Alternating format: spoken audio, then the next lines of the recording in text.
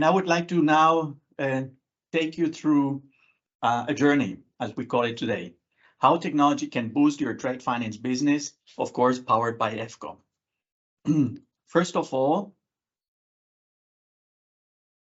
let's look at some numbers. This is a very tiny circle that we see here. Middle East and Africa factoring today is 41 billion euro in transaction volume, according to Factors Chain International, FCI, as Betul was telling us today in the morning. If we add Middle East and Africa, 41 billion. 41 billion is a lot, but the chances or the opportunities are much higher. So if we look at the balloon here on the right-hand side, the red one, the potential for factoring in the Middle East and Africa today are actually 200 to 300 billion in transaction volume. And why is that? Why 41 billion is great, but 200 to 300 billion in factoring in the Middle East and Africa today would be a much better opportunity.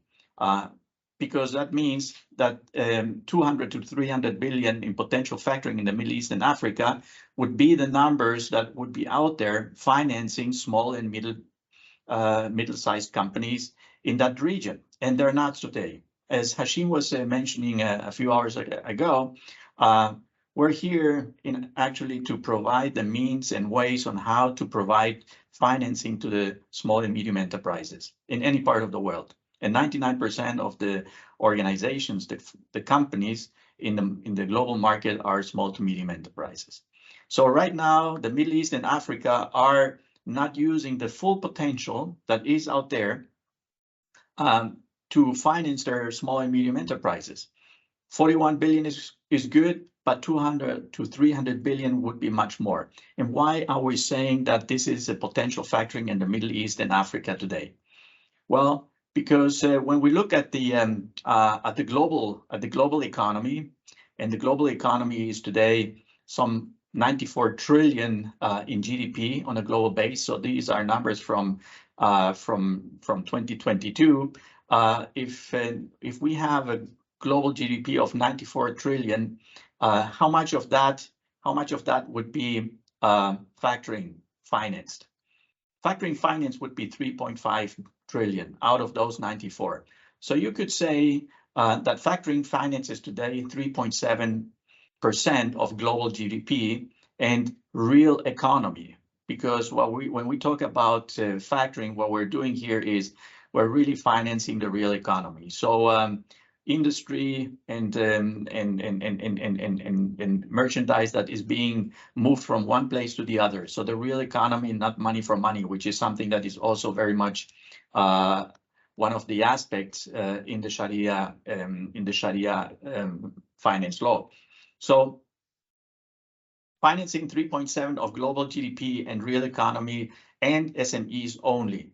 So the number that you saw before, the 40-something and the 200 to 300-something billions is the number that if Africa and the Middle East were working as the global economy is doing, using 3.7% or financing 3.7% of the global GDP, then those 200 to 300 billion would be the ones financed for the region. And we'll see that in the next slides much better. So global factoring in the future, because 3.5 is right now, but in the future, global factoring is going to be something around 7 to 10 trillion by the year 2030. And some experts, and I think Peter Mulroy, the Secretary General of FCI, is even predicting a much higher number than that. So between 7 to 10 trillion are the numbers that we're looking, because this industry is growing and growing over the last decades, permanently in high digits, because it's one of the best means of financing for small and medium enterprises. So factoring in all its in its variances, whether it's factoring or supply chain finance, which is reverse factoring, are the ones median that are used for the financing small and medium enterprises.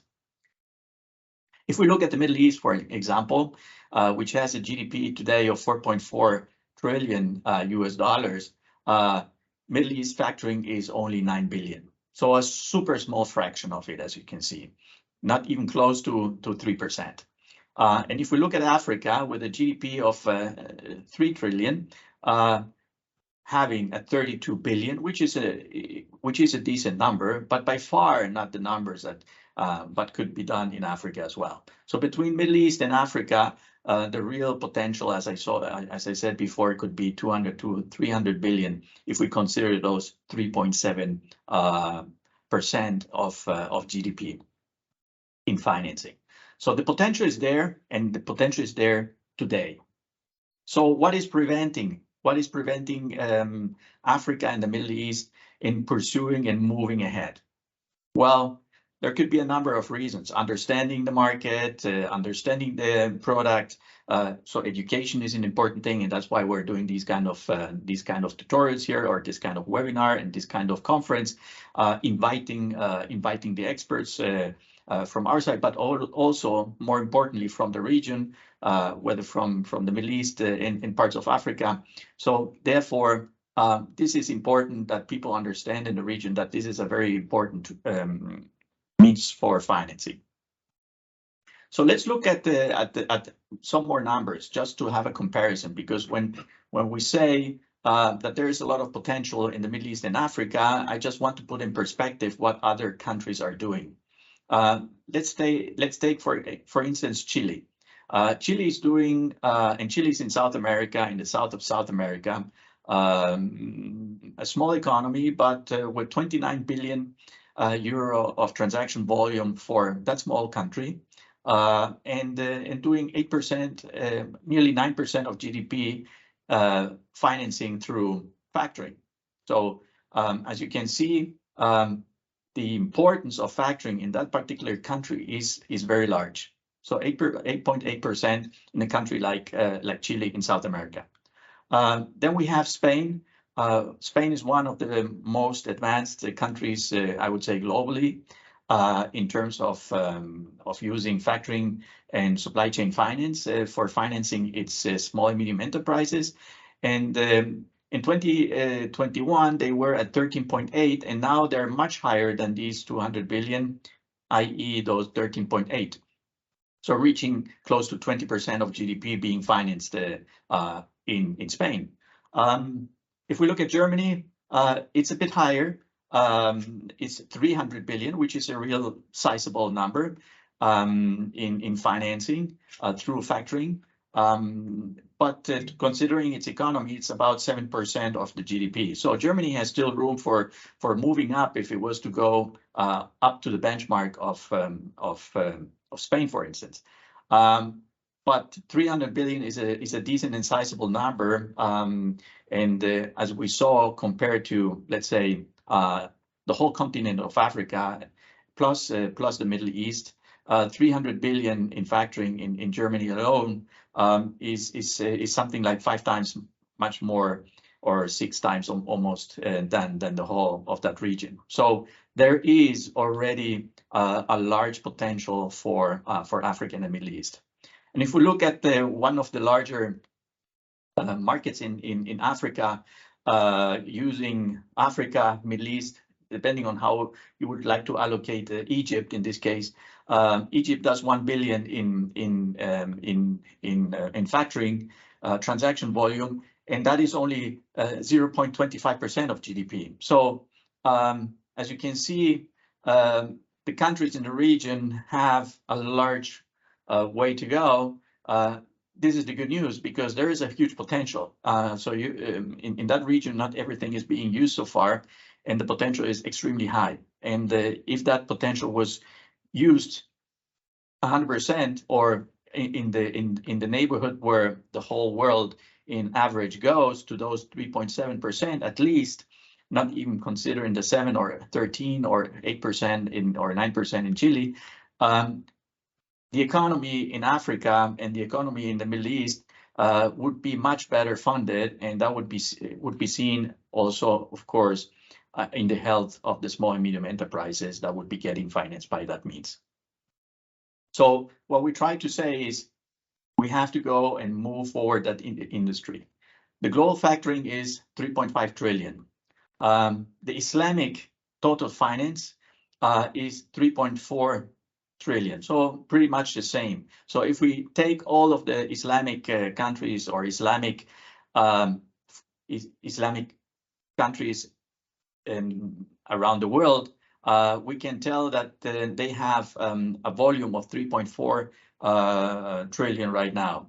And if we look at the global Islamic factoring at the moment, that would be only 145 million.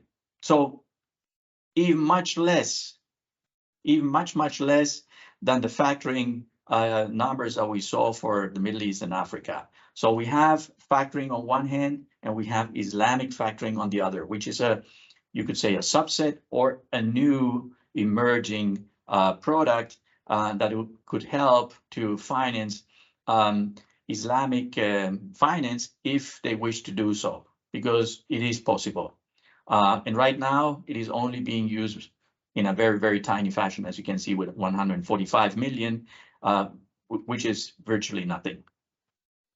So the potentials are huge because on a global scale, if you look at the global Muslim community around the world, and that can be anywhere in the world, everywhere there is a Muslim community, from the United States down to let's say the other side of the map in New Zealand, you have Muslims everywhere, and the global Muslim community generated a GDP in 2021, which was nearly $10 trillion. So if those were converted into factoring, let's say into a fashion that is close to Chile, let's say, then of course we would see a global potential in Islamic factoring. In this case, by 2030, in a near neighborhood of 1 trillion USD, which are huge numbers. And let's assume that they don't come even close. Let's assume that they don't come even to half of it. Let's assume that they don't come even close to 30%. But if you come a quarter or even 10% of that number would already be very, very substantial. And the potential is out there. Some facts and figures about FCOM, because now we saw a lot of numbers from the perspective of what is possible in the Middle East and Africa from different perspectives. If we look at what we do today, we're a company that works only in factoring. We provide the technology so that the banks and no banks, all financial institutions can work in this particular space professionally with technology that's up to date and at the benchmark of the industry and the technology. We have some 51 customers right now in 13 countries. Also in Dubai, we have one client since December last year. Then we have right now, and these are impressive numbers compared also to the ones that we saw before, our systems currently transact 210 billion euro in factoring volume at our clients. Our smallest clients are startups that are starting into this industry, and of course they do virtually nothing, 5 million, 10 million, 50 million, 100 million in transaction volume, something like what the Islamic factoring volume is all about, up to 50 billion. So one factor doing 50 billion in transaction volume out of those 210 that we see out here. So it's an impressive number that our systems transact.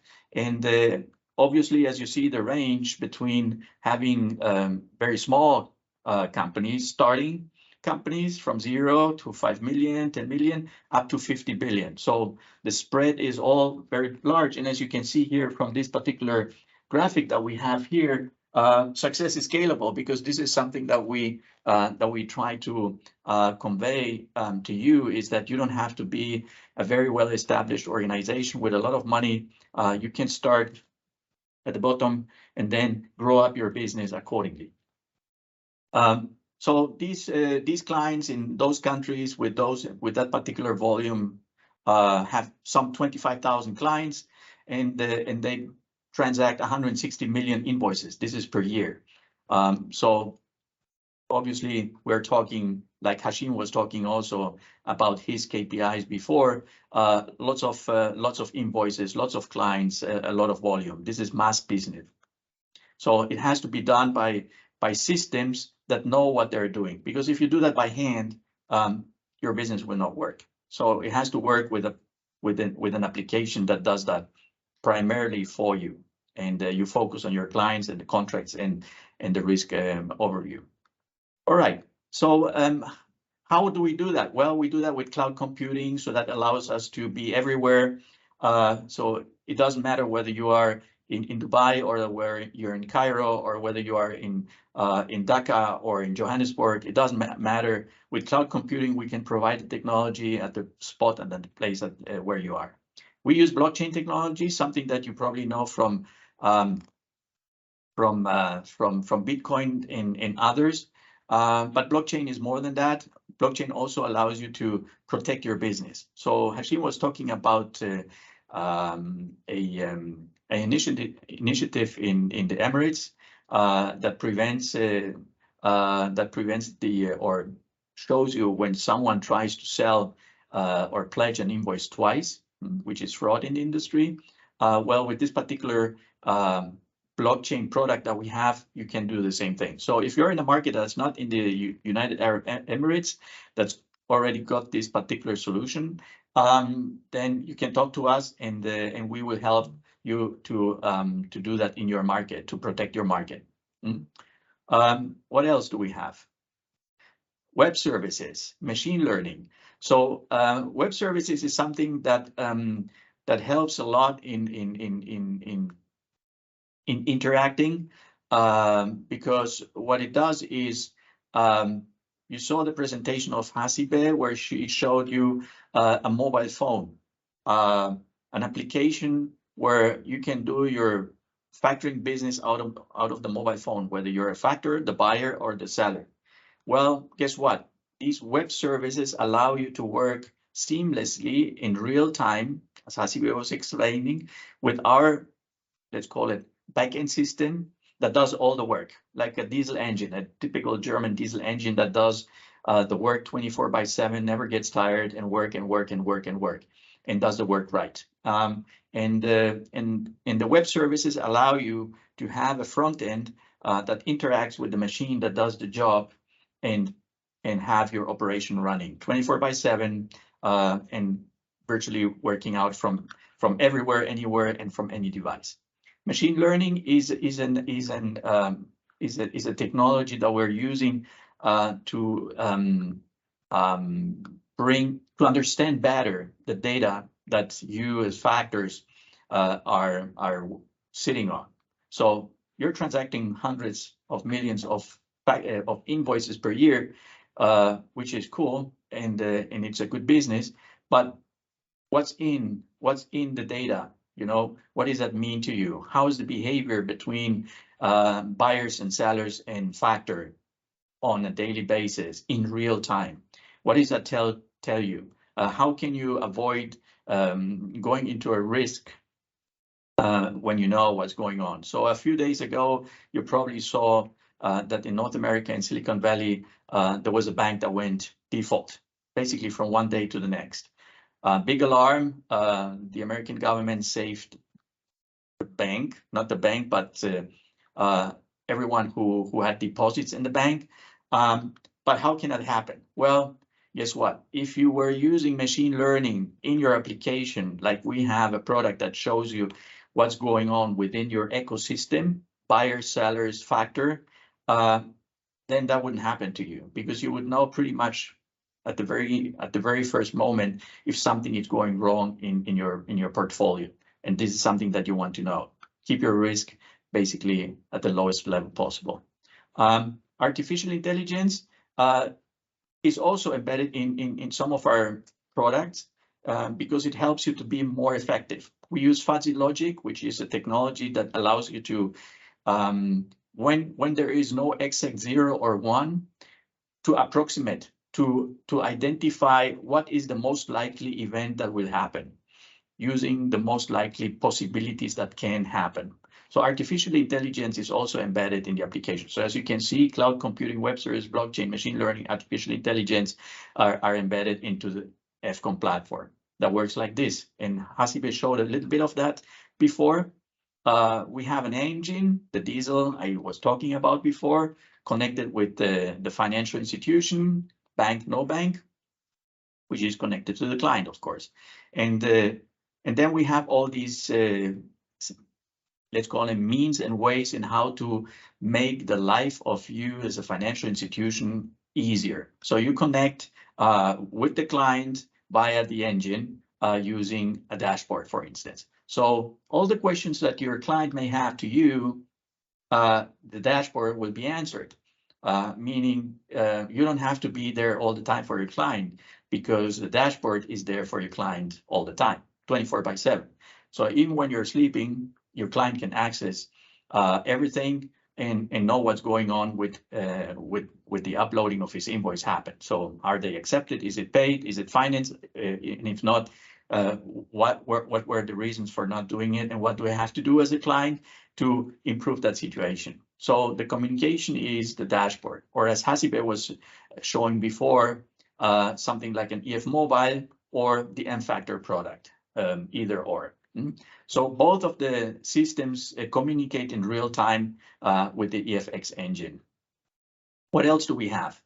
Artificial intelligence in a factor expert matching engine. So payments and open invoices are going to be matched using artificial intelligence, reducing the amount of manual intervention. You want to capture SMEs for receivables finance, for factoring and supply chain finance? Well, we have an application that helps you to do that. And then you have the blockchain portion. If my gadget would work.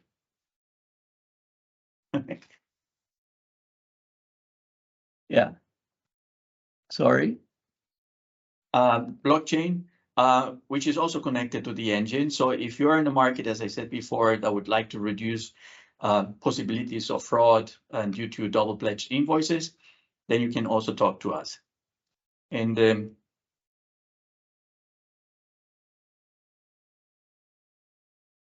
I guess I have to press the button. And then install, document, train, and service, which occurs today in a seamless way, also via online or on-site. So this is the FCOM platform. If we look into Islamic factoring that Dr. Baldagi was talking before, we have been discussing, of course, with the scholars, what is required in the Muslim world if factoring was going to be also done by Islamic finance organization, then of course Islamic factoring. So as you saw from Dr. Badagi's presentation, there are a large number of means and ways in how to get there. And since our application is pretty versatile, we can adapt to the needs and wants of whatever, I would say almost whatever criteria that is required out there. And so we have been designing a product that could be an Islamic factoring product. And there are many others between the buyer and the seller and the Islamic bank, what has to be done so it's compliant under Sharia law. And of course, then this particular product will be embedded into the system, like we see here into the FCOM platform. So any financial institution using our EFX engine can choose later on in that particular region where you're right now in the Middle East or in Africa to use, let's call it traditional factoring or Islamic factoring, depending on the type of clients that you serve. Where are we? Well, we're the global EF community or FCOM community nearest to you is virtually everywhere. So it's close to you. It's also in Egypt. It's also in the Emirates. It's also in Africa, and also, of course, in Europe and America and Asia. So this is what I wanted to convey to you. My name is Federico Borgmeyer. I'm Chief Partner Officer of FCOM, and I'm happy to answer all your questions, whether it's right now or if you'd like to talk to me later on and send me an email, I would be happy to discuss with you opportunities. Thank you so much.